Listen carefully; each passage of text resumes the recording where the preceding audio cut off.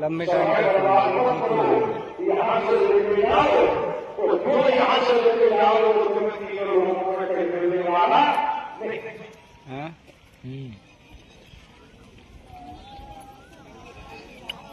बाको कब होगा उस फोन का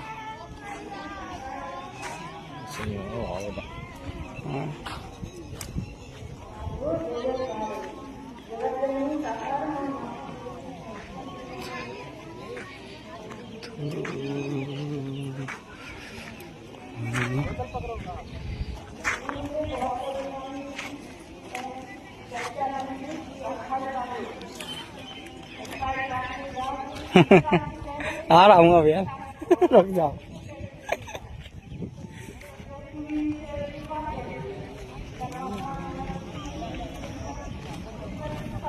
इधर एक डब्बे में पानी भर लिया पूछ के ही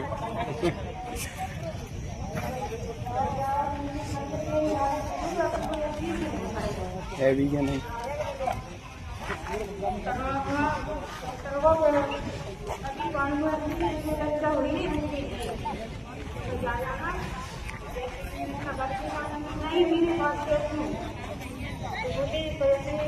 तो करना पड़ेगा थोड़ी बहुत कम में अभी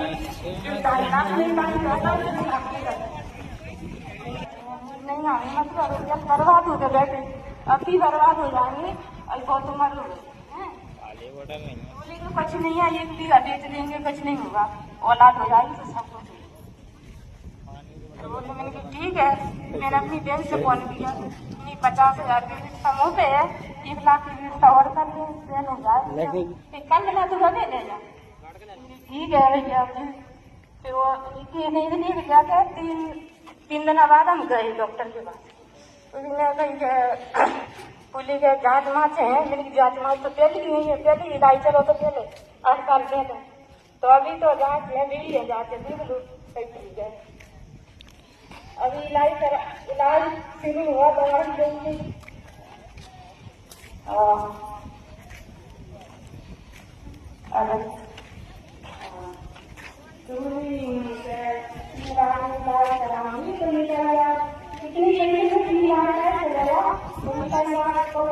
चीज बता तू वहाँ बैठ के भी काम कर सकता घंटे ड्राइवर से बात है लेफ्ट चलाना पड़ेगी लेफ्ट को अरे तो आगे टच रखते रहिए आगे डीप में जरूरत पड़ा था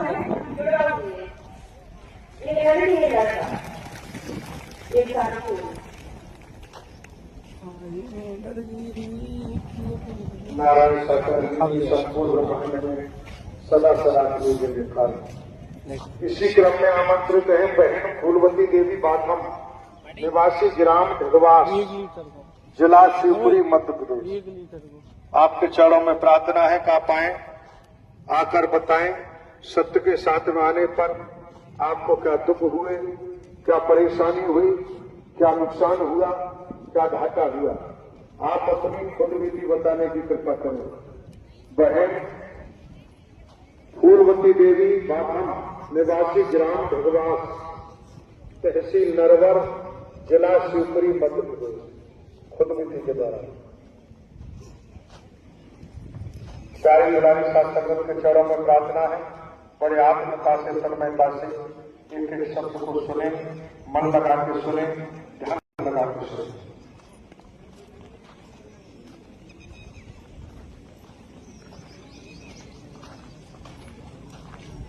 तुम पिए तो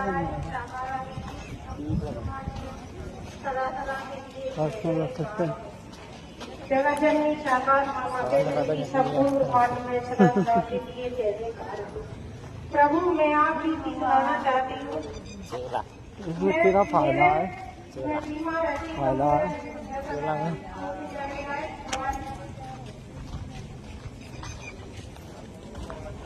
ये बनना बहुत फायदा भाई पण ठंडो हो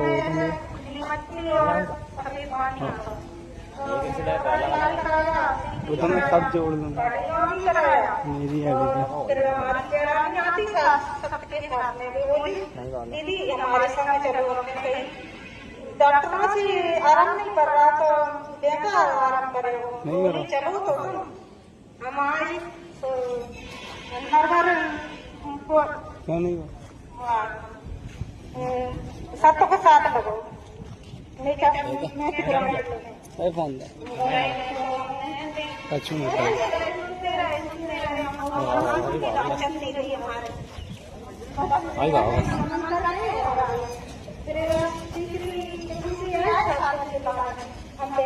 मेरे हाथ में आती हैं अच्छी अच्छी चीजें करनी हो जाती है तो फोन है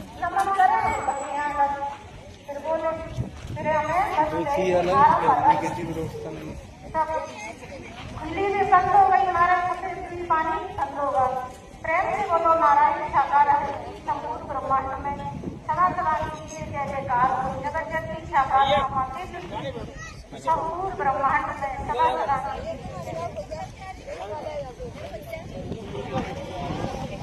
लग रही प्रेम से बोलो नारायण साकार हरि की संपूर्ण ब्रह्मांड में सदा सदा के लिए अभी आपने सुना इस सत्य के साथ में उन्होंने कहा तो धारण नहीं किया लेकिन जब सत्य के साथ में मुलाकात की बैठी तो बैठ करके सत्य का साथ किया तो जो शरीर में खुजली होती थी अन्य बीमारी थी वो बीमारी भी दूर होगी और शरीर की खुजली भी समाप्त होगी सत्य का साथ मन लगा के कहा सुना तो नारायण परमात्मा की रहमत जरूर होगी तो टाइम पास करते रहे सोचते रहे कब समापन हो जल्दी आज हो जल्दी भाग तो सोच लीजिए जो भागम भाग में रहता है उसकी यात्रा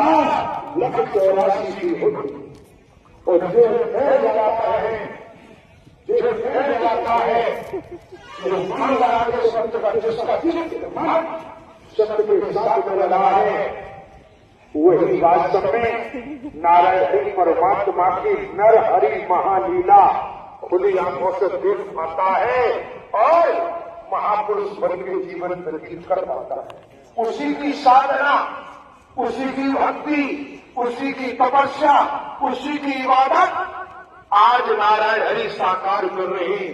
कोई वचन मान के चल रहा है तो युगों युगों की कल्पों की भक्ति साकार हो रही है।